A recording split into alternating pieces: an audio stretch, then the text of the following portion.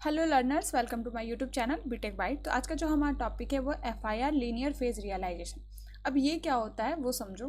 तो हमने previous video में ऑलरेडी एफआईआर फिल्टर का दो रियलाइजेशन कवर किया था, जिसमें हमने पढ़ा था direct form and cascade structure.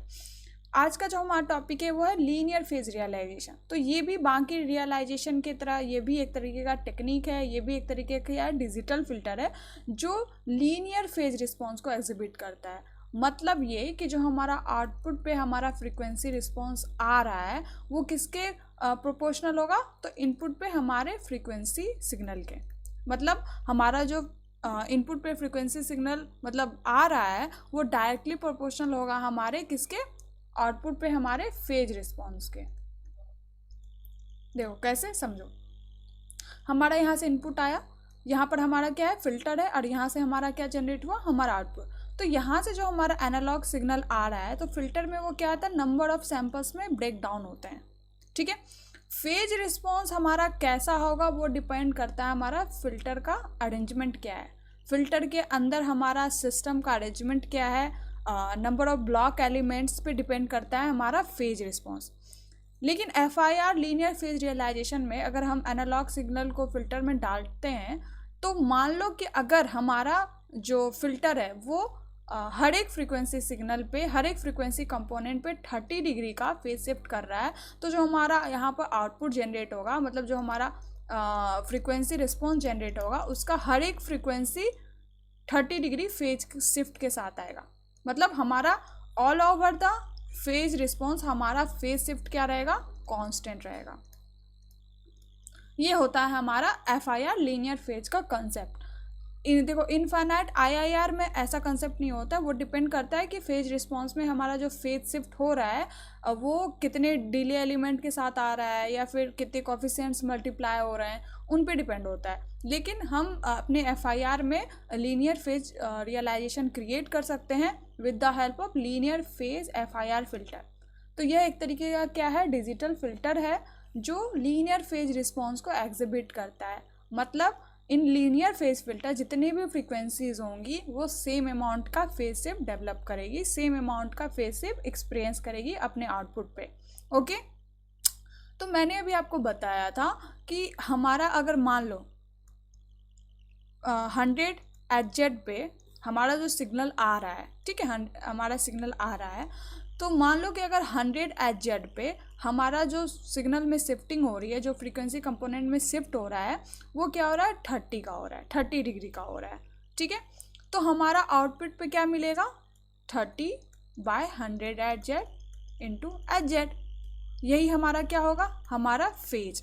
तो हम कह सकते हैं कि अगर फ्रीक्वेंसी हमारा एफ है, मतलब समझ लो हमारा फ्रीक्वेंसी का जो सिग्नल है उसको हम एफ से डिनोट कर रहे हैं, और हम देख रहे हैं कि हर एक 100 एट जेड पे हमारा 30 डिग्री का शिफ्ट हो रहा है, तो हम इसको नहीं कह सकते हैं कि हमारा जो फेज होगा वो क्या हो जाएगा, 30/100 इंटू हमारा फ्रीक्वेंसी सिग्नल, जो भी हमारा फ्रीक्वेंसी सिग्नल आ रहा है वो हो जाएगा। तो अगर हम फ्रीक्वेंसी सिग्नल को क्या कर दें, हमारा 200 कर दें, और ये हमारा क्या रहेगा, ऑल ओवर द फ्रीक्वेंसी हमारा क्या रहेगा, कांस्टेंट रहेगा। तो इसको हम क्या लिख सकते हैं, 100 इज इक्वल टू के एफ। नहीं लिख सकते हैं क्योंकि ये हमारा कांस्टेंट हो गया। तो ऑल ओवर द फ्रीक्वेंसीज जितनी भी सिग्नल आ रहे हैं तो उसके अंदर जितनी भी फ्रीक्वेंसी होगी सब क्या होंगे, सेम फेज शिफ्ट के साथ आउटपुट पे रिस्पॉन्स इंट्रोड्यूस होंगे। ठीक है। तो हम इसमें क्या कह सकते हैं, जो हमारा के का वैल्यू है वो क्या हो जाएगा, 5/f। मतलब जितनी हमारी फ्रीक्वेंसी आ रही है, मतलब जितनी ऑल ओवर हमारी फ्रीक्वेंसी है डिवाइडेड बाय वो कितना फेज शिफ्ट कर रही है। तो अगर हम क्या करें कि ये जैसे फ्रीक्वेंसी हमारा 100 एट जेड पे क्या हो रहा था, 30 डिग्री से शिफ्ट हो रहा था, तो अगर हम फ्रीक्वेंसी को 200 कर दें तो हमारा क्या हो जाएगा, फेज शिफ्ट का वैल्यू क्या हो जाएगा, 30/100 इंटू 200। मैंने बताया था ना, 100 एट जेड पे 30 डिग्री का शिफ्ट हो रहा है, तो ये ऑल ओवर द फ्रीक्वेंसी क्या होगा, सेम होगा।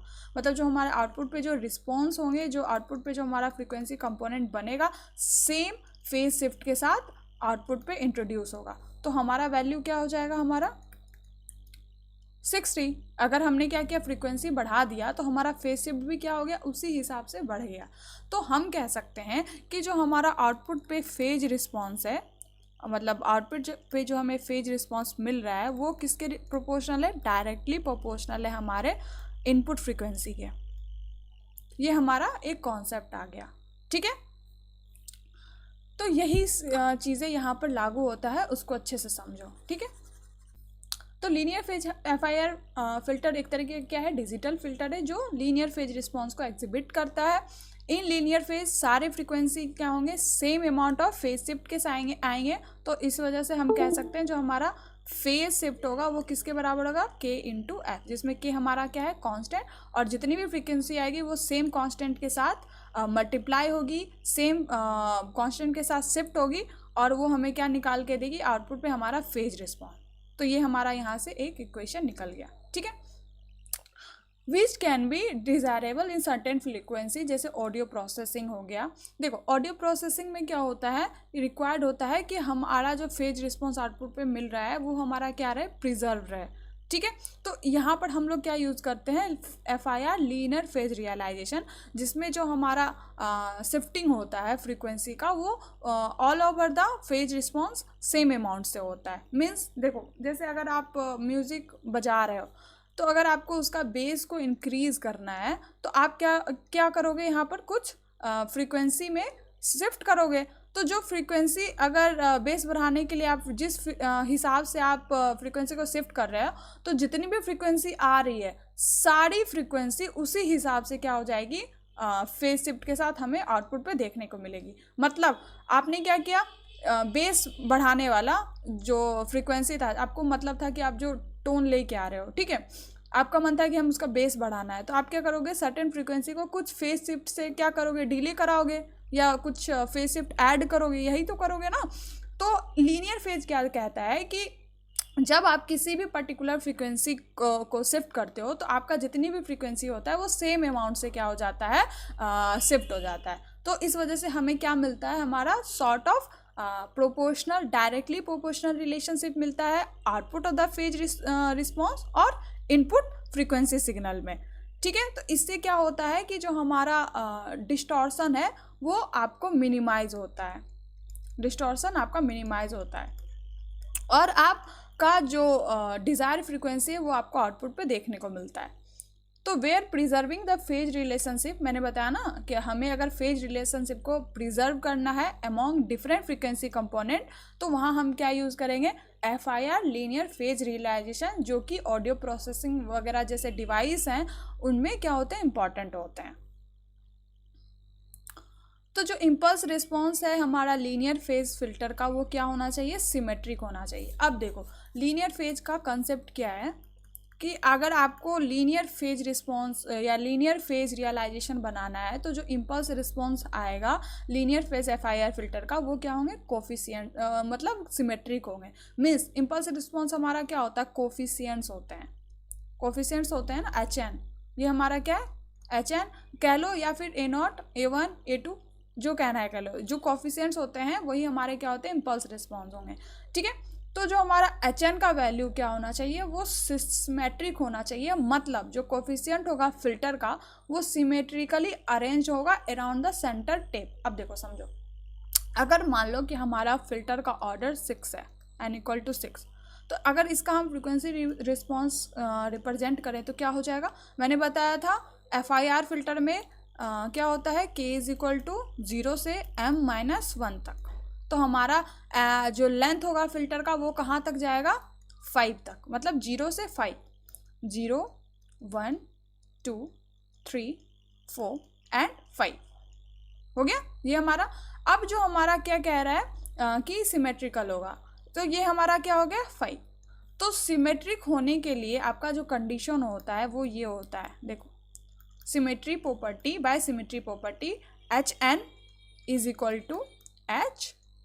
HN -1 -n, ये हमारा सिमेट्री प्रॉपर्टी कहलाता है, ठीक है। तो अगर हमें क्या करना है, अपने फिल्टर के अंदर सिमेट्रिक प्रॉपर्टी लाना है तो हमें HN को किसके बराबर करना होगा, HN -1 -n, जिसमें n जो है हमारा क्या है, ऑर्डर ऑफ फिल्टर है, और ये n का वैल्यू क्या होगा, स्टार्ट होगा 0 से कहाँ तक जाएगा हमारा, n-1 तक, मतलब 0 से 5 तक।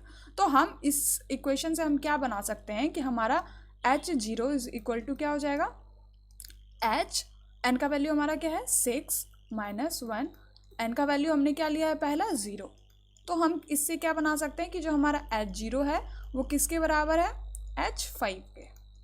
ओके, अब देखो, अब हम लेते हैं H1, H1 लेंगे तो हमारा क्या होगा 6 माइनस 1 5 माइनस 1 हमारा क्या हो जाएगा 4 H4। अब हमारा क्या है H2, H2 किसके बराबर होगा 6 माइनस 1 5 माइनस 2 H3 के। तो हम कहेंगे कि जो H0 का और H5 का जो मैग्नीट्यूड है वो क्या होंगे सेम होंगे। तो हम मान लेते हैं ये हमारा ये वाला पार्ट H0 और H5 हमारा सेम मैग्नीट्यूड का है। अब हम क्या, मेरा क्या कह रहा है इक्वेशन दूसरा, H1 और H4 का सेम होना चाहिए। तो हम यहाँ पर इनका मैग्नीट्यूड H1 और H4 हमारे क्या होंगे सेम मैग्नीट्यूड के होंगे, एंड H2 H3 भी हमारे क्या होंगे सेम होंगे। ठीक है, तो हम कह सकते हैं कि अगर आप इसको डिवाइड करो इक्वल हाफ में तो आप देखोगे कि लेफ्ट साइड और राइट साइड हमारा एक क्या बना रहा है मिरर इमेज बना रहा है। तो यही हमारा कंसेप्ट कहता है कि centre tap, around the centre tap, मतलब आपका अराउंड द सेंटर पॉइंट आपका लेफ्ट साइड वाला हिस्सा और राइट साइड वाला हिस्सा क्या क्रिएट करेगा हमारा मिरर इमेज क्रिएट करेगा। मीन्स जो लेफ्ट साइड वाले कोफिशिएंट्स होंगे और राइट साइड वाले कोफिशिएंट होंगे वो आपस में क्या होंगे सिमेट्री होंगे।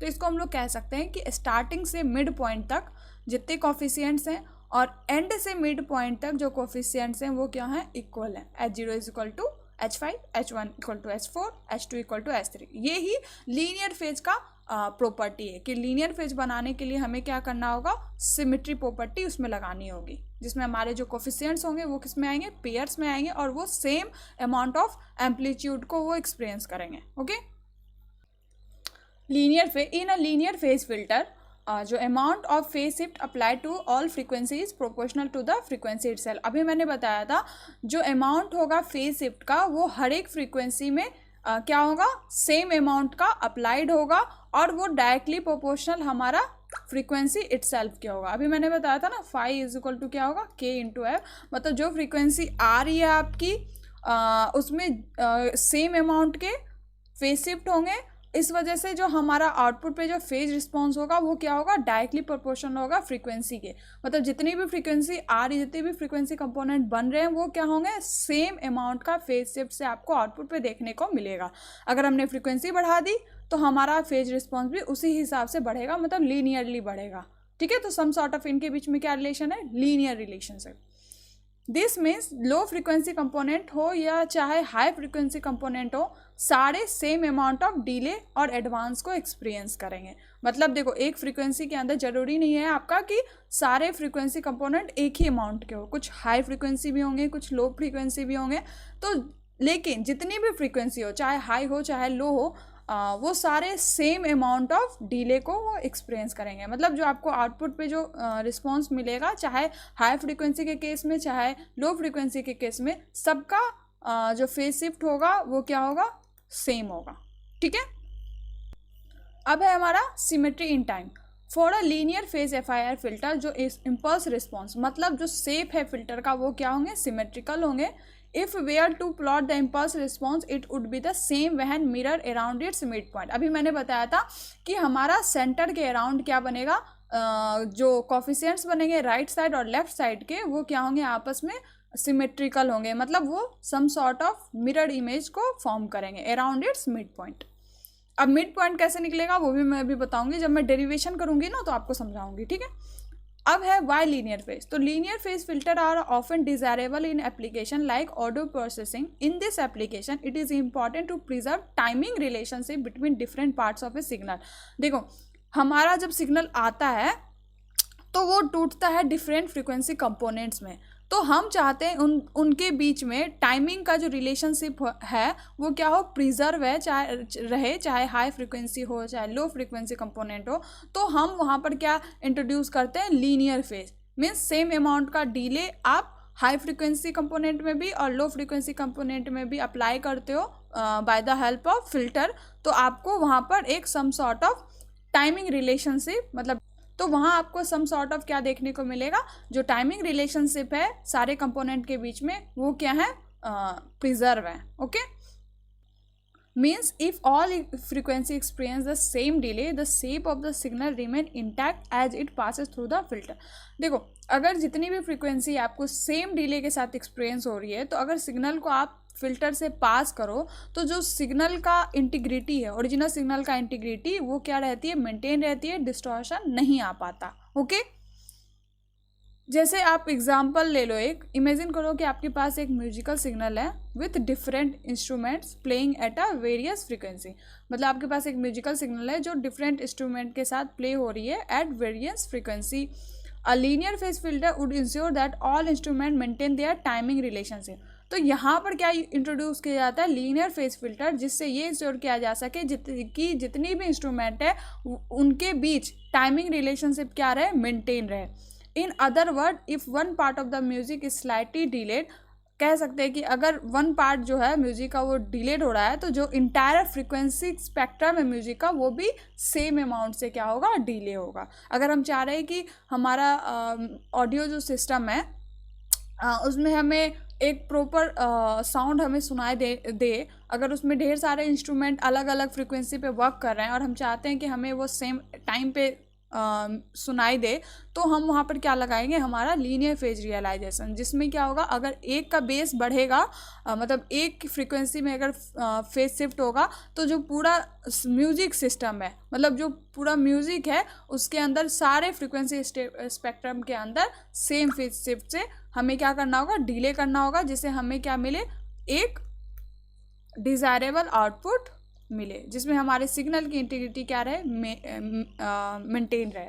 ओके, मतलब समझो कि जैसे आप गिटार बजा रहे हो, ठीक है, आपने उसकी फ्रीक्वेंसी को बहुत ज़्यादा कर दिया और बाकी आपका वैसे का वैसा है, तो आपको सिर्फ और सिर्फ क्या सुनाई पड़ेगा, गिटार सुनाई पड़ेगा.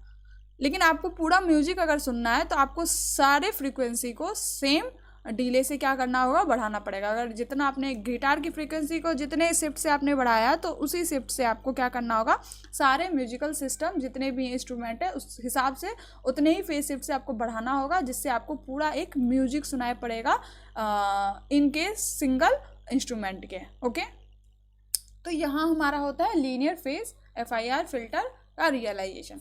अब इसमें इम्पॉर्टेंट क्या है कि हमारा डेरिवेशन क्या है वो समझो. तो उसके लिए हम अपना वन नोट ऑन करते हैं. देखो, डेरिवेशन पार्ट आपका एग्ज़ाम में आ सकता है, या तो इवन के लिए आएगा या तो फिर ऑड के लिए आएगा. मैं दोनों आपको यहाँ बताऊँगी, आप लोग उसको प्रैक्टिस करना, क्योंकि ये इंपॉर्टेंट क्वेश्चन है. आपसे क्वेश्चन पूछ देता है कि आप लीनियर फेज रियलाइजेशन करो फिल्टर का इन केस आप इवन और ऑड. इसमें भी दो तरीके के फिल्टर रियलाइजेशन होते हैं, सिमेट्रिक होते हैं और एंटी सिमेट्रिक होते हैं. सिमेट्रिक मतलब क्या हुआ, हमारा सेम एक्सिस पे क्या होगा, मिरर इमेज बनेगा, ठीक है. लेकिन एंटी सिमेट्री में क्या होगा कि जो आपका रिस्पॉन्स जनरेट होगा वो क्या होगा, 90 डिग्री के साथ शिफ्ट होगा. मीन्स देखो, ये हमारा XZ है, सिग्नल मतलब फेज रिस्पॉन्स है. तो यहाँ पर अगर हमारा सिग्नल ऐसा आया है, ठीक है, तो इसका जस्ट आपको नीचे देखने को मिलेगा मैग्नीट्यूड सेम. आप देखोगे ये वाला मैग्नीट्यूड और ये वाला मैग्नीट्यूड सेम होगा, ये वाला सेम होगा और ये वाला सेम होगा. तो हम कहेंगे मिड पॉइंट में हमारा ये वाला जो फेज रिस्पॉन्स है वो क्या है, एंटी सिमेट्रिक. ठीक है, क्योंकि दोनों के अंदर जो फेज शिफ्ट हो रहा है वो कितने का हो रहा है, 180 का 90 डिग्री का π/2 का. तो इसको हम लोग कहेंगे एंटी सिमेट्रिक. सिमेट्रिक मतलब जो फेज शिफ्ट होता है वो कितने का होगा, 0 डिग्री पे ही होगा. मतलब आपका एक ही एक्सिस पे राइट साइड और लेफ्ट साइड वाला जो रिस्पॉन्स है, जो इम्पल्स रिस्पॉन्स है, वो क्या होंगे, सेम कोफिशिएंट्स के होंगे. ओके, तो हम अपना डेरिवेशन स्टार्ट करते हैं. तो हमने पढ़ा था कि जो हमारा ट्रांसफर फंक्शन होता है FIR फिल्टर के केस में, वो क्या होता है, सिग्मा n का वैल्यू 0 से कहाँ तक जाता है, n-1 तक HN इंटू Z⁻⁻s. किस केस में, in case of impulse response. याद रखना, इम्पल्स रिस्पॉन्स. अगर हम इम्पल्स रिस्पॉन्स के केस में लिख रहे हैं तो हमारा एच जेड ये होगा, और अगर हम इम्पल्स रिस्पॉन्स के जे नहीं लिख रहे हैं तो यहाँ पर आपका क्या आता था, आपका कहाँ से आता था, 0 से लेके n-1 तक, ठीक है, जिसमें A0 A1 A2 वगैरह आता था। वही चीज़ें यहाँ पर है, हमने बस उसको क्या किया, रिप्लेस किया है इम्पल्स रिस्पॉन्स के साथ, जो हमारा क्या होता है h और hn, ठीक है। तो अब हम इसका क्या करते हैं, डेरिवेशन करते हैं। तो डेरिवेशन से पहले मैं आपको समझा देती हूँ। तो मैंने आपको बताया था हम पहले क्या करेंगे, इवन के केस में हम अपना डेरिवेशन करेंगे, मतलब हमारा जो n का वैल्यू होगा वो इवन में होगा। तो इवन के लिए क्या होगा, मान लो हमारा n का वैल्यू क्या है, 6। मैंने बताया था जो लेंथ ऑफ फिल्टर होगा वो क्या होगा, n-1 तक, मतलब कहाँ तक जाएगा, 5 तक, और कहाँ से स्टार्ट होगा, 0 से। तो जो हमारा फेज फ्रीक्वेंसी रिस्पॉन्स बनेगा वो क्या बनेगा, 0 1 2 3 4 एंड 5, ये बनेगा, ठीक है। हम और हमारा क्या कहा रहा है कि हमारा जो ये लीनियर फेज है तो हमारा क्या होंगे, कोफिशिएंट्स सिमेट्रिक होंगे अराउंड अ मिड पॉइंट, ठीक है।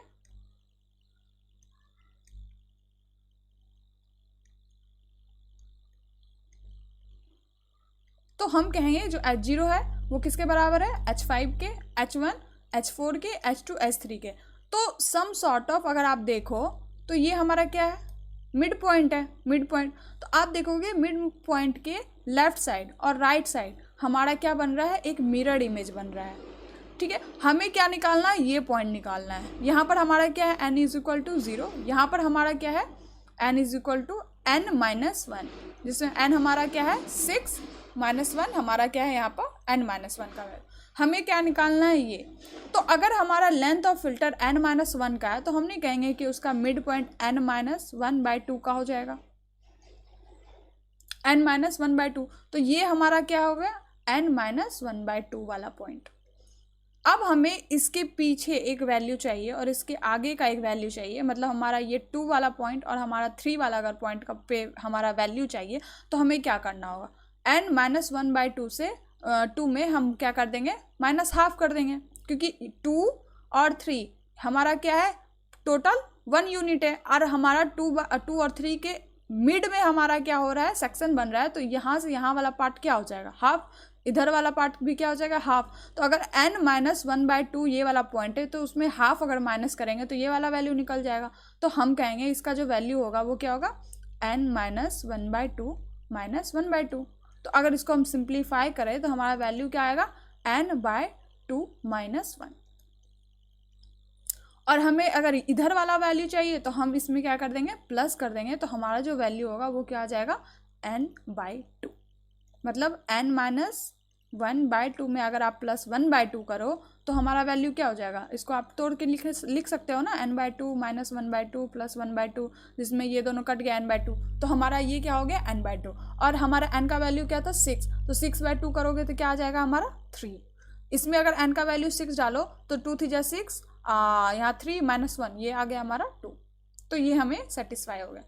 तो यही हमें क्या करना है, जो हमारा एच जेड है उसको 2 हिस्सों में बांटना है, राइट साइड और हमारा लेफ्ट साइड, ठीक है। तो जो समेसन बनेगा वो कैसा बनेगा वो देखो, हमारा क्या हो जाएगा, एच जेड = सिग्मा, कहाँ से स्टार्ट हो रहा है, 0 से, n = 0 से कहाँ तक जाएगा हमारा, n/2 -1 तक। हमने इसका वैल्यू निकाला था ना, n/2 -1 तक, n/2 -1 तक हमारा क्या रहेगा, hn × z⁻⁻n प्लस, अब इधर वाला लेफ्ट साइड वाला हमारा राइट साइड वाला हिस्सा कहाँ से स्टार्ट हो रहा है, n/2 से, n/2 से कहाँ तक जाएगा, n-1 तक, hn × z⁻⁻n। अब देखो हमें क्या करना है, हमारा सिमेट्रिक प्रॉपर्टी क्या कहता है, हमारा सिमेट्री, अगर हमारा कोई भी फिल्टर हमारा लीनियर फेज फिल्टर है तो वहाँ पर क्या अप्लाई होता है, सिमेट्री प्रॉपर्टी। मतलब जो लेफ्ट साइड वाले जो कोफिशिएंट्स होंगे वो राइट साइड वाले कोफिशिएंट से क्या होंगे, इक्वल होंगे। और हमारा सिमेट्री प्रॉपर्टी का फॉर्मूला क्या था कि जो hn है वो किसके बराबर होना चाहिए, hn -1 तो इससे हम कह सकते हैं जो हमारा n किसके बराबर होगा, n-1 n के। ये हो गया हमारा, ओके।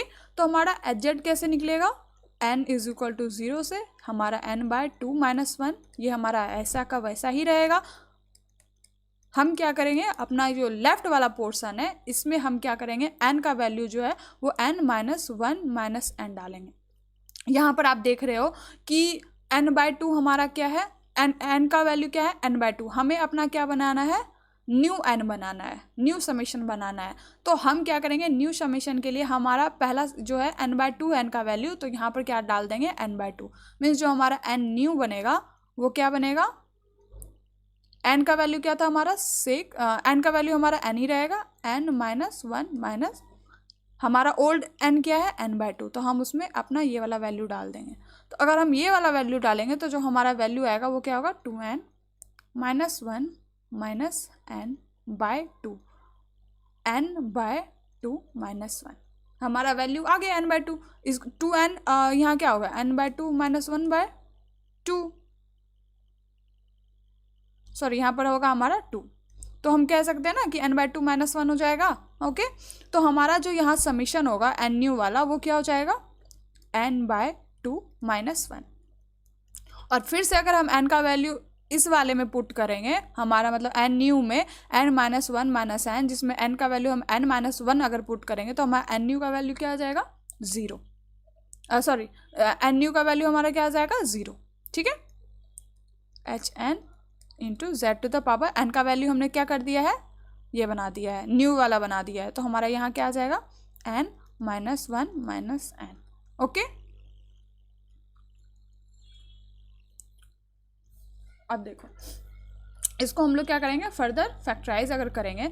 अब देखो हमें क्या करना है, हम आराम से अपने समेशन का जो अपर लिमिट है और लोअर लिमिट है तो उसको हम इंटरचेंज कर सकते हैं। तो हम यहाँ पर क्या लिखेंगे, sigma n is equal to 0। हमें ये वाला पोर्शन को कुछ नहीं करना है, हमें अपने लेफ्ट वाले पोर्शन को उसमें ही चेंज करना है। हमारा राइट वाला वैसे का वैसे ही रहेगा। ठीक है, तो n/2 - 1 हमारा ऐसे ही रहेगा। इसमें हम क्या कर देंगे, इंटरचेंज कर देंगे। मतलब हमारा जो वैल्यू होगा अपर लिमिट और लोअर लिमिट का, वो एक्सचेंज हो जाएगा। अपर लिमिट पे हमारा लोअर लिमिट आ जाएगा और लोअर लिमिट पे हमारा अपर लिमिट आ जाएगा। और हमने बताया था सिमेट्री प्रॉपर्टी के लिए क्या होना चाहिए, hn is equal to hn - 1। तो यहाँ हमारा वैल्यू क्या हो जाएगा, hn - 1 - n into Z to the power -n - 1 - n, ये हमारा वैल्यू हो गया। और हमारा सिमेट्री प्रॉपर्टी क्या कह रहा है कि hn हमारा किसके बराबर है, इसके बराबर है। तो मतलब हमारा ये वाला वैल्यू और ये वाला वैल्यू क्या होंगे, इक्वल होंगे। तो हम इसको रिप्लेस कर सकते हैं किससे, hn से, जो हमारा ऑलरेडी था। और हम क्या करेंगे, इसका कॉमन ले लेंगे, क्योंकि हमारा समेशन इधर भी और इधर भी हमारा समेशन सेम है, और hn और hn इधर भी हमारा सेम है, ये दोनों वैल्यू सेम है। तो हम इसको क्या कर सकते हैं, hn कंसिडर कर लेंगे और हमारा n is equal to 0, n/2 - 1 हमारा क्या हो जाएगा, कॉमन हो जाएगा। अब इधर हमारा वैल्यू क्या बच जाएगा, z to the power -n plus z to the power -n - 1 - n, ये वाला हमारा आ गया। अब हमें क्या मिलेगा, हमारा जो आउटपुट होगा वो किस में होगा, फ्रीक्वेंसी रिस्पॉन्स के केस में होगा। तो जो हमारा hz होगा वो किससे रिप्लेस हो जाएगा, e-j-ω से। मतलब hz को हम लोग सिंपली z किससे रिप्लेस हो जाएगा, e-j-ω। मतलब अगर z ट्रांसफॉर्म का आप फ्रीक्वेंसी रिस्पॉन्स निकालो bye the help of discrete Fourier transform, तो आप लोगों को पता होगा वो आता है हमारा e-j-ω। तो सिंपली हम z जहाँ जहाँ है उसको e-j-ω से क्या कर देंगे, रिप्लेस कर देंगे। ठीक है, तो यहाँ आ जाएगा हमारा क्या, e-j-ω इज इक्वल टू, इधर वैल्यू क्या हो जाएंगे हमारे, n इज इक्वल टू 0 से n/2 - 1।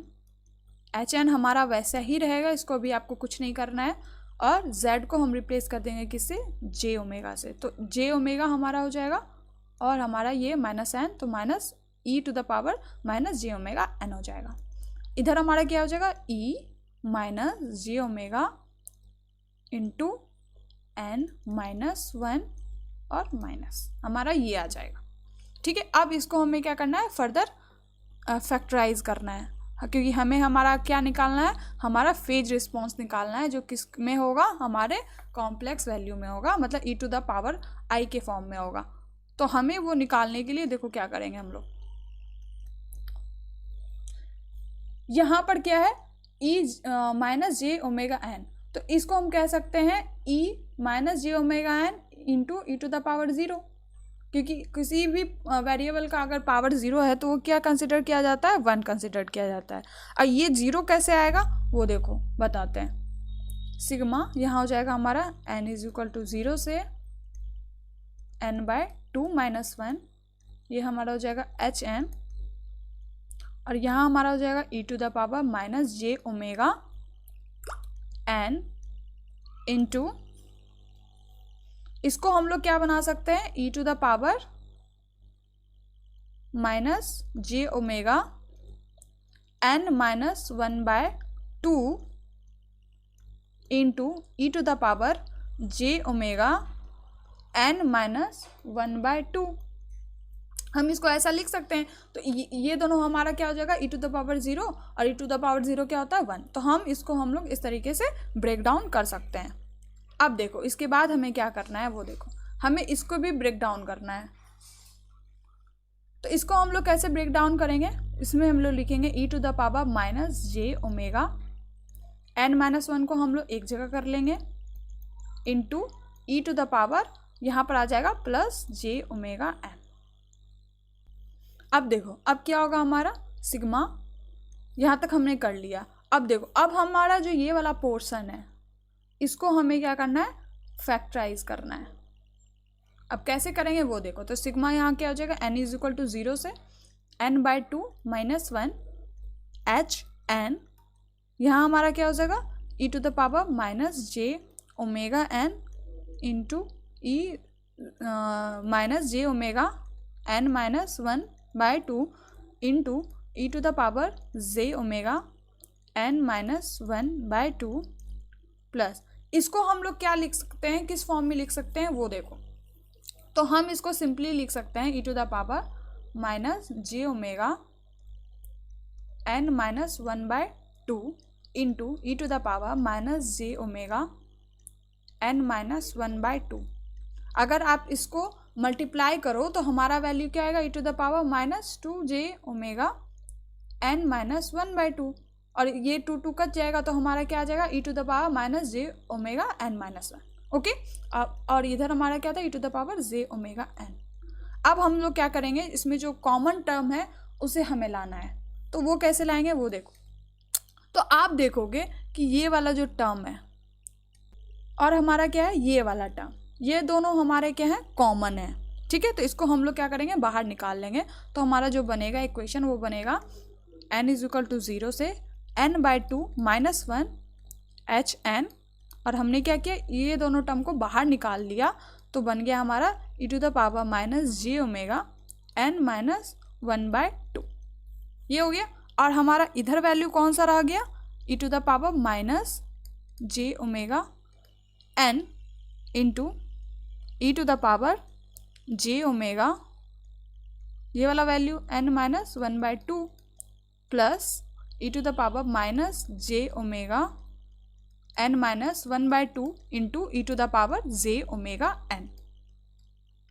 हमारा ये वाला वैल्यू हो गया। ओके, अब देखो हमें आगे क्या करना है।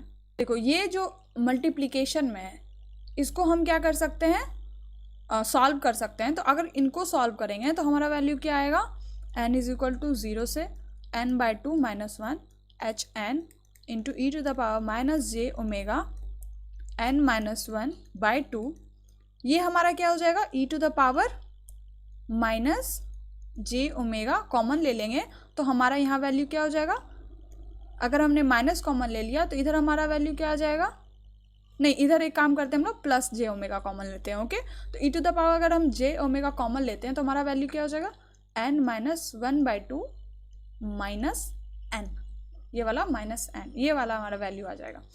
इधर हम लोग क्या करते हैं माइनस जे ओमेगा अगर हम कॉमन लेते हैं तो हमारा वैल्यू क्या हो जाएगा n माइनस 1/2, सॉरी n, ये वाला n है माइनस 1/2 इंटू सॉरी माइनस, क्योंकि माइनस कॉमन लिया तो हमारा यहाँ पे क्या हो जाएगा माइनस, तो ये हमारा आ गया माइनस।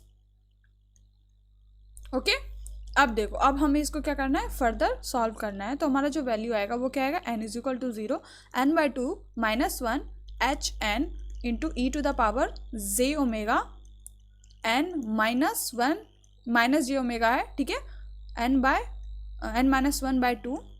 और यहाँ हमारा वैल्यू क्या आ गया। अब आप देखो कि ये दोनों जो वैल्यूज़ हैं वो हमारे क्या हैं, सेम है। और हमारा ये जो है वो किसको सेटिस्फाई कर रहे हैं, e to the power i theta plus e to the power minus i theta को, जो किसके बराबर होता है, हमारे 2 cos थीटा के, जिसमें थीटा का वैल्यू यहाँ पर क्या है, ओमेगा n -1/2 माइनस n। ठीक है, तो हम इसको किस फॉर्म में लिख सकते हैं, 2 cos थीटा। थीटा हमारा क्या हो गया यहाँ पर, 5 n -1/2 माइनस n। ये हमारा आ गया कॉस वाला पार्ट। अब देखो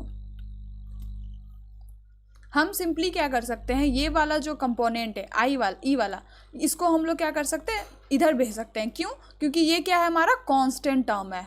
ये वाला हमारा क्या है, कांस्टेंट टर्म है। मतलब जितने भी इम्पल्स रिस्पॉन्स आए, जितने भी फ्रीक्वेंसी कंपोनेंट आएगा वो क्या होगा, इनसे मल्टीप्लाई होगा, इससे। इसको हम लोग क्या करते हैं, समेशन से बाहर कर देते हैं। ठीक है, तो हमारा क्या होगा, e to the power minus J omega n -1/2 into e summation n is equal to 0 से n/2 -1 h n into 2 cos omega n -1/2 minus n। हमारा ये हो गया। तो अब आपको एक चीज़ समझ में आ रहा होगा कि जो हमारा स्टैंडर्ड पोलर फॉर्म होता है, तो जो लीनियर फेज का जो पोलर फॉर्म होता है वो क्या होता है, हमारा h e to the power j omega is equal to a omega into e j 5 omega, जिसमें हमारा क्या है, ए हमारा एम्पलीट्यूड होता है और हमारा ओमेगा हमारा क्या होता है, एंगुलर फ्रीक्वेंसी। ए ओमेगा जो होता है ये हमारा क्या होता है, कांस्टेंट वैल्यू होता है, जिसको हम लोग कहते हैं मैग्नीट्यूड रिस्पॉन्स। ठीक है, और e to the power j 5 omega जो होता है, इसमें हमारा जो 5 ओमेगा है ये हमारा बताता है हमारा फेज रिस्पॉन्स। मतलब आपके जो भी वैल्यू आएंगे वो किससे मल्टीप्लाई होंगे, e to the power j 5 omega से। ये हमारा क्या है, कांस्टेंट टर्म है। ये हमारा क्या है, हमारा फ्रीक्वेंसी है, उसका रिस्पॉन्स है। और ये हमारा क्या है, हमारा phase response, total phase response h ई जे ओमेगा। तो इसको हम लोग क्या कह सकते हैं कि ये हमारा क्या है, कांस्टेंट वाला पार्ट, और ये वाला हमारा क्या हो गया, मैग्नीट्यूड वाला पार्ट। मैग्नीट्यूड वाला पार्ट हो गया है हमारा। तो इसको हम लोग क्या कंसिडर कर सकते हैं, H E J omega is equal to हमारा क्या हो गया, A omega into E J 5 omega.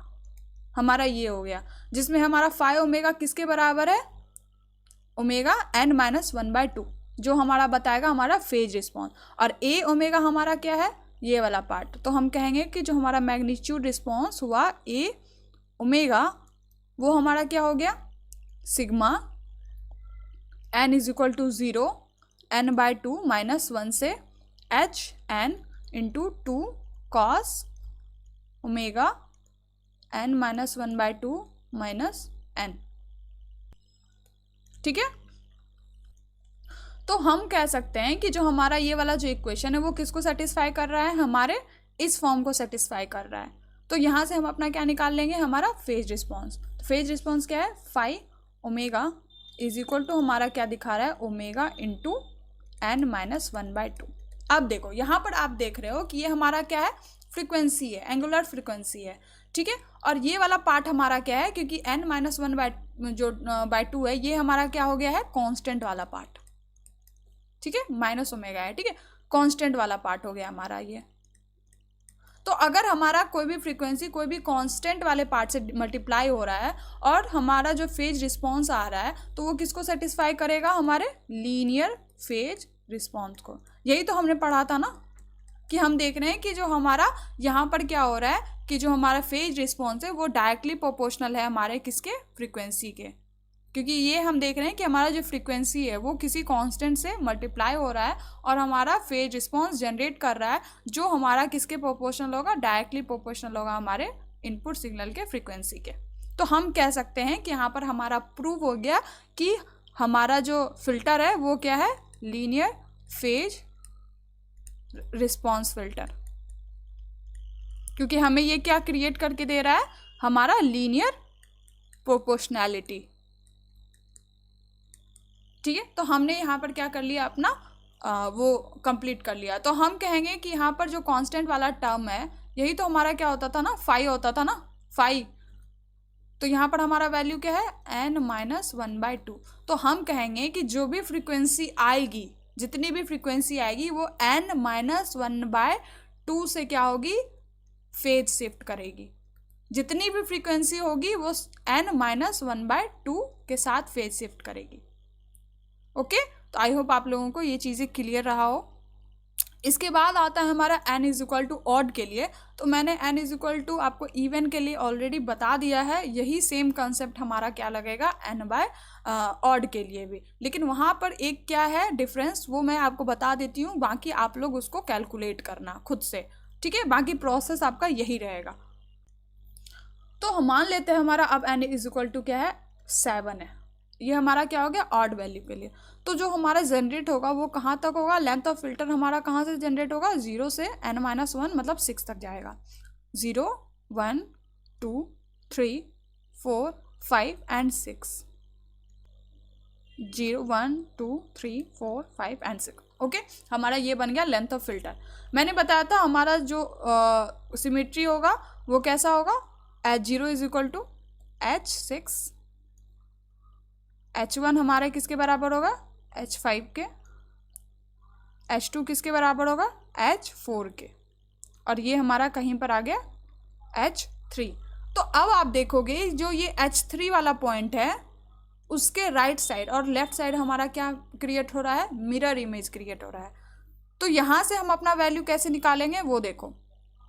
तो जो हमारा वैल्यू यहाँ पर क्या स्टार्ट हो रहा है, n इज इक्वल टू 0 से, यहाँ पर हमारा क्या है, n is equal to n-1, जिसमें n हमारा क्या है, लेंथ ऑफ फिल्टर, जो हमारा क्या था 7 -1, तो हमारा क्या हो गया 6। ठीक है, यहाँ पर हमारा क्या है, मिड पॉइंट है, जहाँ से हमारा क्या क्रिएट हो रहा है, मिरर इमेज क्रिएट हो रहा है। तो हम कहेंगे कि जो 3 वाला पॉइंट है वहाँ से हमारा मिरर इमेज क्रिएट हो रहा है, और ये हमारा क्या है, मिड पॉइंट है, तो इसका वैल्यू क्या हो जाएगा, n-1/2। कैसे, n हमारा क्या है 7, 7 - 1 हो गया 6 डिवाइडेड बाय 2, जो हमारा क्या आ गया 3। तो ये हमारा हो गया मिड पॉइंट। ओके, अब हमें क्या चाहिए, ये वाला पॉइंट चाहिए। तो हम क्या करेंगे, -1 करेंगे। कैसे, 2 से 3 के बीच में कितना यूनिट है हमारा, 1 यूनिट है। ठीक है, वहाँ पर हाफ आ रहा था इसलिए हम लोग हाफ किए थे। तो ये वाला वैल्यू कौन सा हो जाएगा हमारा, n-1/2 -1, तो हमारा वैल्यू क्या हो जाएगा, n/2 -1/2, और यहाँ आ जाएगा हमारा 1। इसको अगर हम फर्दर सॉल्व करेंगे तो हमारा क्या हो जाएगा, n-1 -2/2। तो इसको हम नहीं लिख सकते हैं, n-1/2 -1, 2/2 हमारा क्या हो जाएगा 1। तो ये वाला जो हमारा वैल्यू है वो क्या आ गया हमारा, n-1/2 -1।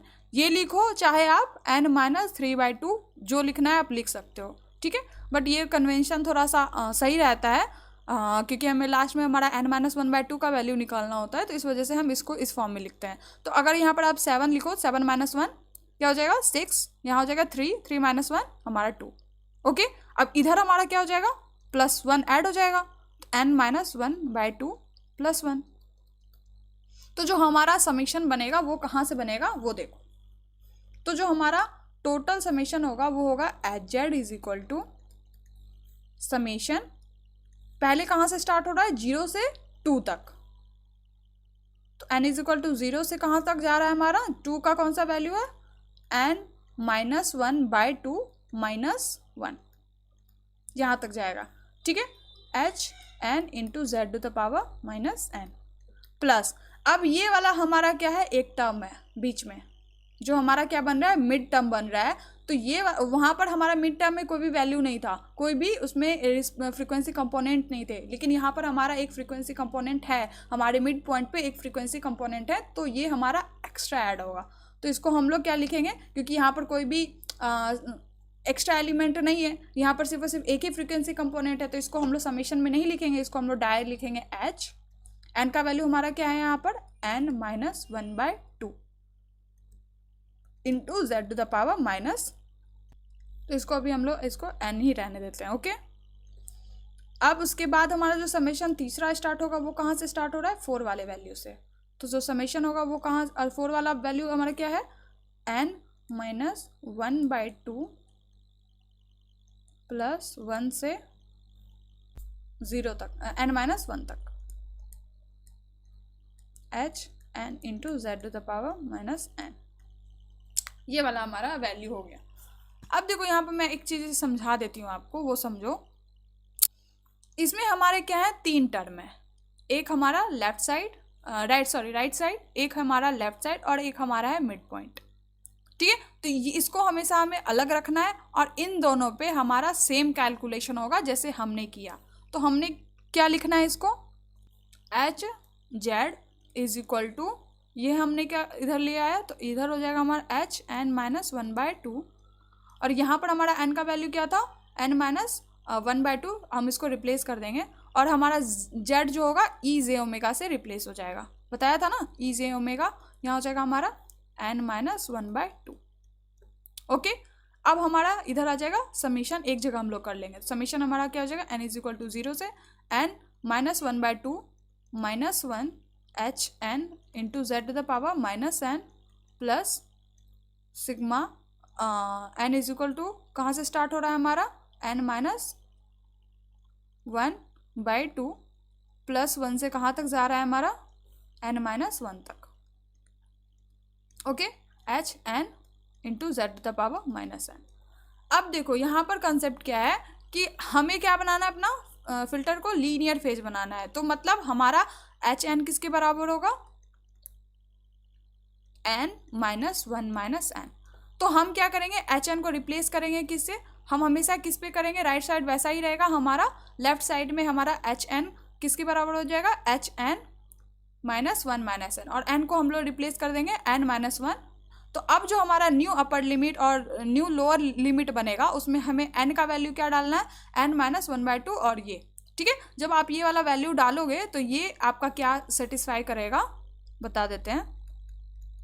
ये हमारा क्या हो जाए, e to the power minus J omega, और हाँ अभी मैंने इसको जेड से रिप्लेस नहीं किया है, इसको मैं बाद में करूँगी। ठीक है, ये आ जाएगा, और यहाँ पर हमारा जो इक्वेशन आएगा वो आएगा 0 N minus 1/2 minus 1 H N into Z to the power minus N, और हम जब इसमें अपर लिमिट और लोअर लिमिट हम अपने एच न्यू में डालेंगे तो वैल्यू हमारा क्या आ जाएगा, और हम लोग क्या करेंगे, समेशन को चेंज कर देंगे, तो वैल्यू हमारा आ जाएगा एन इज इक्वल टू 0 से एन माइनस 1/2 और माइनस 1। आप अपना वैल्यू पुट करके देख लेना कि एन इज इक्वल टू हमारा एन न्यू हमारा क्या हो जाएगा, एन माइनस 1 एन, जिसमें एन का वैल्यू हमारा क्या है, एन माइनस 1 प्लस 1। यहाँ पर आप वैल्यू डालोगे तो जो वैल्यू आएगा आपका ये वाला आ जाएगा, और हमने क्या किया है, समेशन चेंज कर दिया है, मतलब लोअर को हायर बना दिया, हायर को हमने लोअर बना दिया है, और यहाँ हमारा हो गया एच एन, यहाँ पर भी हमारा वैल्यू क्या हो जाएगा, चेंज हो जाएगा, तो यहाँ हमारा जाएगा एन माइनस 1 माइनस एन।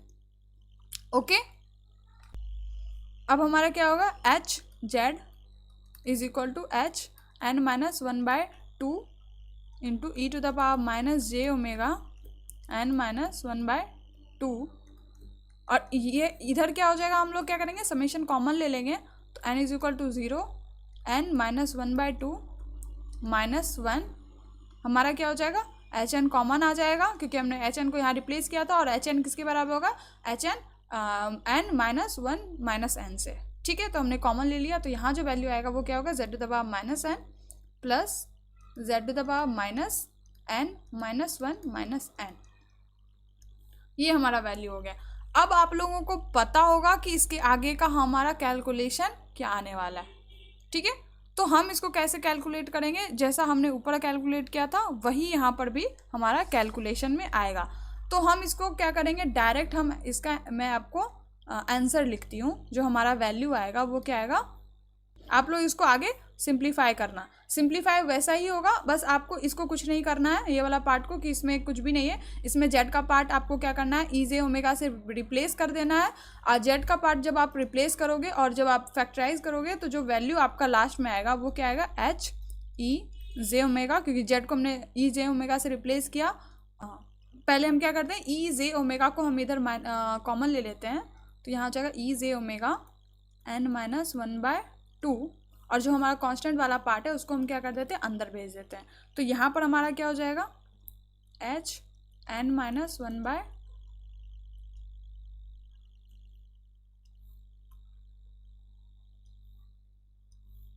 यहाँ क्या हो जाएगा, एच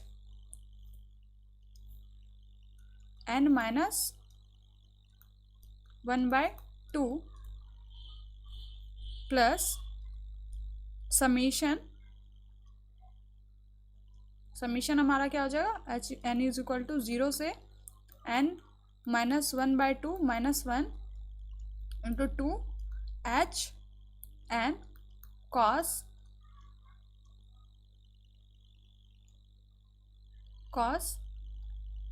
ओमेगा एन माइनस 1/2, हमारा ये आउटपुट आएगा। ओके, तो मैंने आपको बताया था ये वाला जो पार्ट होगा वो क्या होगा, मैग्नीट्यूड रिस्पॉन्स, क्योंकि ये वाला जो हमारा वैल्यू है वो किसको डिफाइन कर रहा है, हमारा पोलर फॉर्म को, जिसमें हमारा ये क्या है, हमारा फेज रिस्पॉन्स, मीन्स मतलब हमारा जो भी सिग्नल है मैग्नीट्यूड रिस्पॉन्स वो सब किससे मल्टीप्लाई हो रहा है, सेम फेज वैल्यू से मल्टीप्लाई हो रहा है, सेम फेज से मल्टीप्लाई हो रहा है, जिसमें हमारा अभी हम इसका फेज रिस्पॉन्स निकालेंगे। ओके, ये हमारा क्या है, कांस्टेंट वाला वैल्यू, तो हम जो हमारा क्या रिप्रेजेंट कर रहा है, मैग्नीट्यूड रिस्पॉन्स, मतलब ये हमारा क्या है, फ्रीक्वेंसी सिग्नल है। ओके, तो हम कह सकते हैं कि जो हमारा ए ओमेगा हो गया वो क्या हो गया, किसके बराबर, h N minus 1/2 plus sigma n का 0 से N minus 1/2 minus 1 two H N into cos omega N minus 1/2। ठीक है, हम ये कहेंगे, और हमारा फेज रिस्पॉन्स मतलब फाई ओमेगा क्या हो गया हमारा, ये वाला वैल्यू। ठीक है, e to the power five response हमारा क्या था, 5 ओमेगा हमारा क्या था, यहाँ पर मैंने बताया था ना पोलर फॉर्म में, इन पोलर फॉर्म हमारा जो एच ओमेगा होता है वो किसके बराबर होता है, a omega into E to the power j 5 omega के, जिसमें हमारा 5 ओमेगा क्या हो गया, हमारा ये वाला वैल्यू। तो हम कहेंगे कि जो हमारा यहाँ पर 5 ओमेगा है वो किसके बराबर है, हमारा ओमेगा एन माइनस 1/2। तो यहाँ से आपको क्लियर समझ आ रहा होगा कि जो हमारा फेज रिस्पॉन्स है वो किस पे डिपेंड कर रहा है, हमारे ओमेगा वैल्यू पे, मतलब एंगुलर फ्रीक्वेंसी पे। मीन्स ये वाला जो आपका है वैल्यू, ये हमें क्या देगा, कांस्टेंट वैल्यू प्रोवाइड करके देगा। तो मैंने देखा कि हम जब फ्रीक्वेंसी को किसी कांस्टेंट वैल्यू से मल्टीप्लाई कर रहे हैं तो वो हमारा क्या आ रहा है, फेज रिस्पॉन्स बना रहा है। तो हमारा फेज रिस्पॉन्स और हमारे इनपुट फ्रीक्वेंसी के बीच में क्या बन रहा है, हमारा लीनियर प्रोपोर्शनल बन रहा है, लीनियर प्रोपोर्शनैलिटी फंक्शन। और दोनों केस में हमने देखा, इवन और ऑड के केस में जो हमारा कांस्टेंट वैल्यू जो हमारा क्या दिखाता है, फेज शिफ्ट, वो क्या आ रहा है हमारा n माइनस 1/2। ठीक है, तो हमारा जितनी भी फ्रीक्वेंसी होगी वो किससे मल्टीप्लाई होगी, n माइनस 1/2 से। मतलब हर एक फ्रीक्वेंसी, यहाँ पर भी आप देख पा रहे होंगे कि ये हमारा क्या है, मैग्नीट्यूड रिस्पॉन्स, और हर एक फ्रीक्वेंसी, इसकी जितनी भी फ्रीक्वेंसी निकलेगी समेशन 0 से लेके जो भी लेंथ ऑफ फिल्टर होगा वो किससे मल्टीप्लाई हो रहा है, इस कांस्टेंट वैल्यू से, जो हमारा क्या बता रहा है कि हमारा ये फेज शिफ्ट है। मतलब हर एक फ्रीक्वेंसी हमारे इस फेज शिफ्ट से क्या होगी, मल्टीप्लाई होगी, और हमारा फेज रिस्पॉन्स आपको उसी हिसाब से, उसी शिफ्ट से आपको देखने को मिलेगा। ओके, तो यहाँ पर हमारा ये वाला टॉपिक हुआ कंप्लीट। अब देखो, इसका हमें एक चीज़ और समझना है, समझो क्या, हमने डेरिवेशन तो देख लिया, सब चीज़ देख लिया, हमने क्या देखा, हमने इसमें अपना डायग्राम नहीं देखा।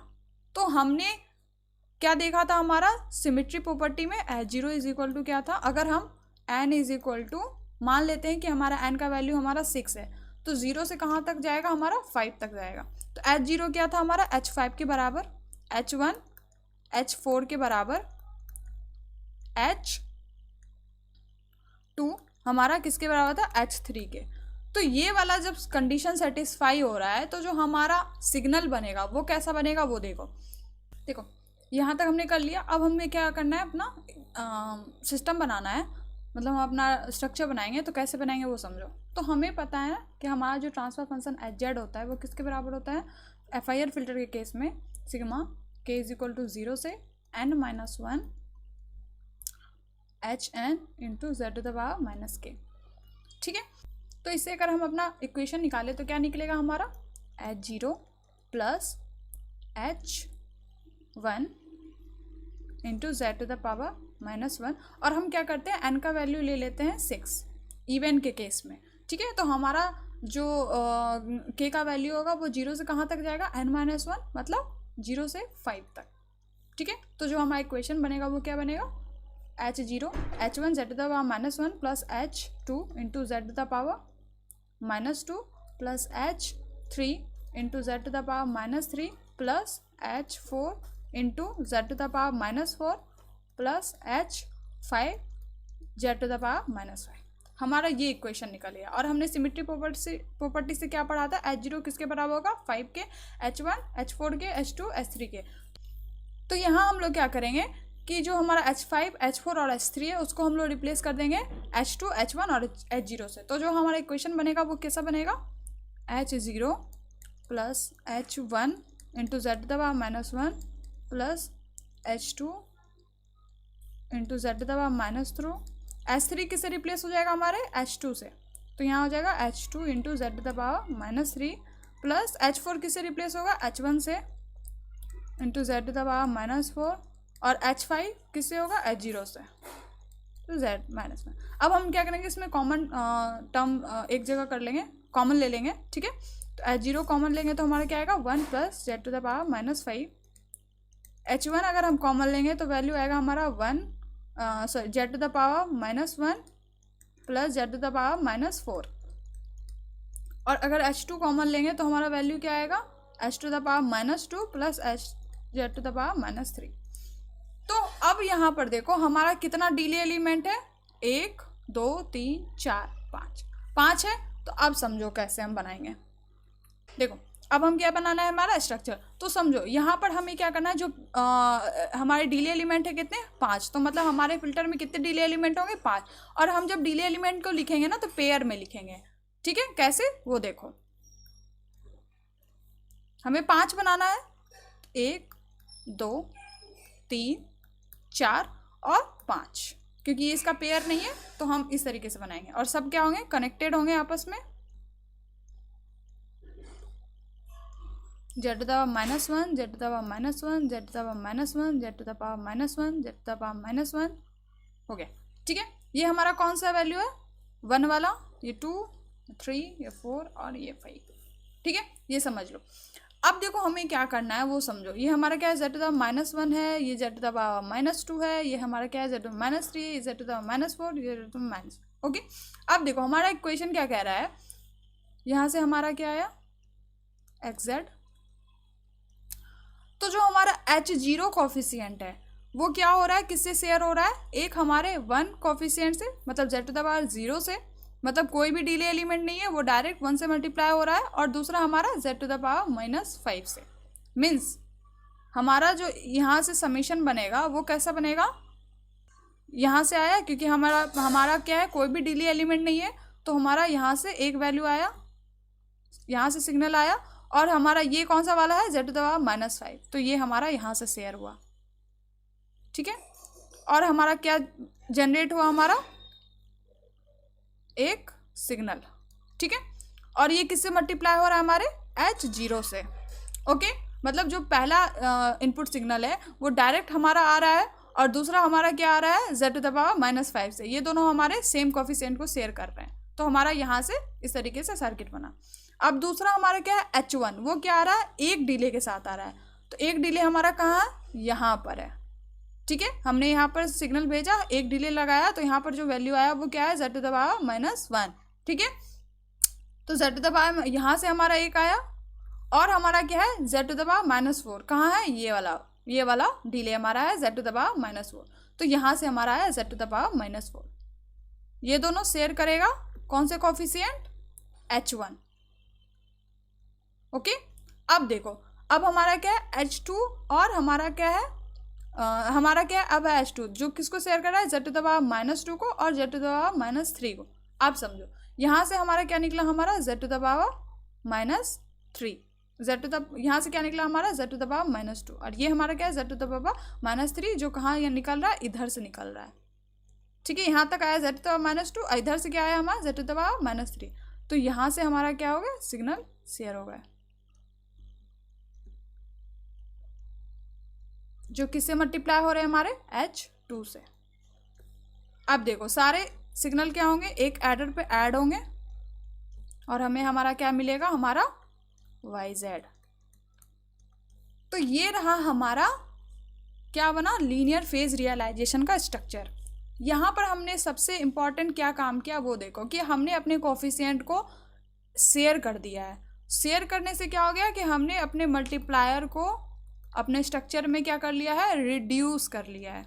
और यह सबसे बड़ा कैरेक्टरिस्टिक होता है और सबसे इम्पॉर्टेंट पार्ट होता है कि अगर आप किसी भी स्ट्रक्चर में अगर ब्लॉक एलिमेंट्स को अगर आप कम करते हो तो उसके कम होने से आपका सिग्नल का डिस्टॉर्शन कम हो जाता है, क्योंकि ये जितने एलिमेंट्स होते हैं ना वो क्या कर देते हैं, डिस्टॉर्शन ऐड करने लग जाते हैं। तो हमने यहाँ पर सबसे बड़ा काम क्या किया, हमने मल्टीप्लायर जो हमारे क्या होते हैं कोफिशिएंट्स होते हैं उसको हमने कम कर दिया। ये हमारा किस केस में आया, n = 6 के केस में। ओके, मतलब हमने इवन वाले में बनाया। अब देखो हम लोग बनाएंगे ऑड वाले में।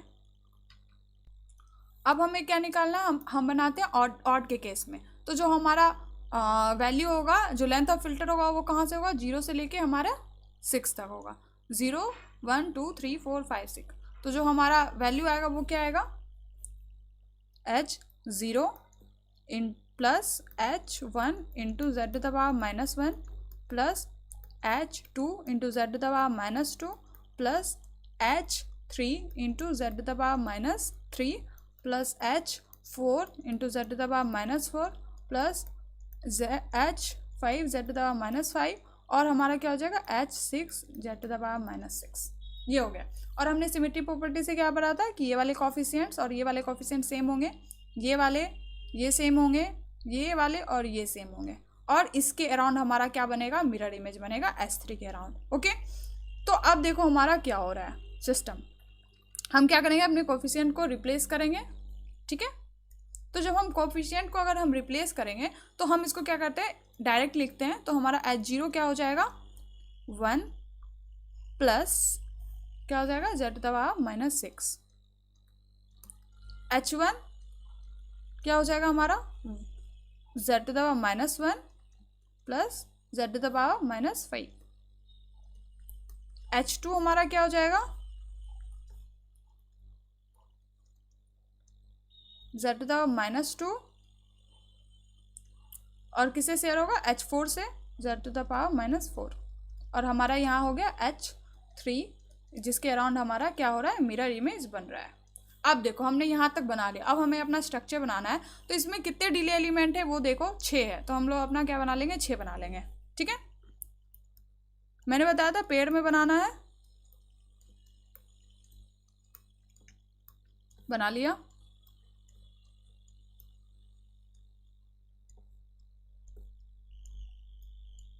ये हो गया हमारा सिग्नल।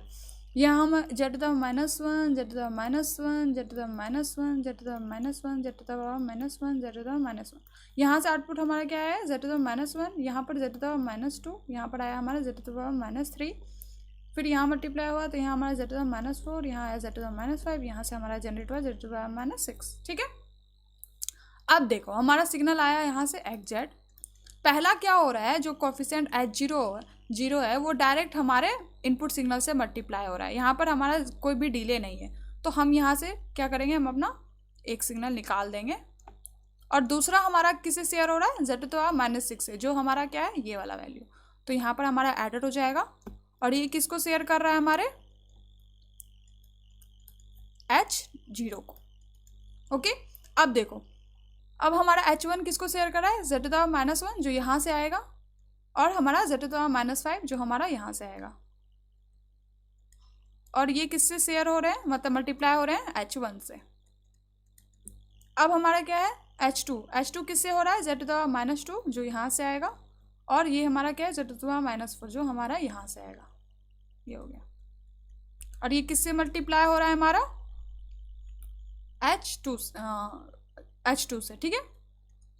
और देखो ये जो Z3 है ये कहाँ से जनरेट हो रहा है हमारा, यहाँ से यहाँ तक हमारा क्या है Z3, ये क्या हो रहा है, सीधा मल्टीप्लाई हो रहा है H3 से, ठीक है। तो हमारा यहाँ पर क्या हो जाएगा, हम कहेंगे कि यहाँ से हमारा निकलेगा, और हमारा यहाँ पर H3 से मल्टीप्लाई हो रहा है, ये किसी को शेयर नहीं कर रहा, तो ये डायरेक्ट हमारा यहाँ से हमने अपना सिग्नल को क्या कर लिया, निकाल दिया एक जगह, ठीक है। सब क्या होंगे, एक जगह ऐड होंगे, और हमारा क्या बनेगा, हमारा आउटपुट YZ। तो ये रहा हमारा n = ऑड के केस में, ठीक है। ऑड के केस में जो हमारा स्ट्रक्चर बना ऐसा बना, इवन में जो बना मैंने बता दिया। तो आई होप आप लोगों को क्लियर हो। तो अब आप लोगों को अगर इक्वेशन आ जाता है तो आप लोग आराम से अब उसका स्ट्रक्चर बना सकते हो, ठीक है। तो आप लोग क्वेश्चन सॉल्व करना बहुत आसान है। अभी मैं और ज़्यादा इसको नहीं खींच सकती क्योंकि वीडियो काफ़ी लंबी हो चुकी है। तो अगर आप लोग अगर इसको अच्छे से समझ गए हो ना, तो आप लोग FIR फिल्टर में एक्सपर्ट हो चुके हो, ठीक है, और आप लोग अच्छे से इसको कवर कर ले जाओगे। तो आज के लिए बस इतना ही। नेक्स्ट वीडियो में हम अपना यूनिट 2 स्टार्ट करने जा रहे हैं। और मैं एक चीज़ और बता दूं कि मैं एक नई प्लेलिस्ट आप लोगों के लिए लेके आ रही हूँ जो होगा प्रोग्रामिंग पे, ठीक है। मतलब जो 2024 में प्रोग्रामिंग सीखना चाह रहे हैं और उनको नहीं समझ आ रहा है कि हम क्या सीखें, हमें किधर जाना चाहिए, हमारा कैरियर मतलब चॉइस क्या होना चाहिए, कैरियर सिलेक्शन क्या होना चाहिए, तो उसके लिए मैं एक इंट्रो वीडियो लेके आ रही हूँ आप लोगों के लिए। तो आप लोग उसको देखना, समझना। और मैं ही पढ़ाऊँगी, ऐसा नहीं है नहीं पढ़ाऊँगी, मैं इधर इलेक्ट्रॉनिक्स भी पढ़ाऊँगी और आप लोगों को प्रोग्रामिंग भी पढ़ाऊँगी, ताकि आप लोग हार्डवेयर के साथ साथ आपको प्रोग्रामिंग का भी नॉलेज हो जाए, जिससे आप लोग का कैरियर क्या हो जाए, बूस्टअप हो जाए।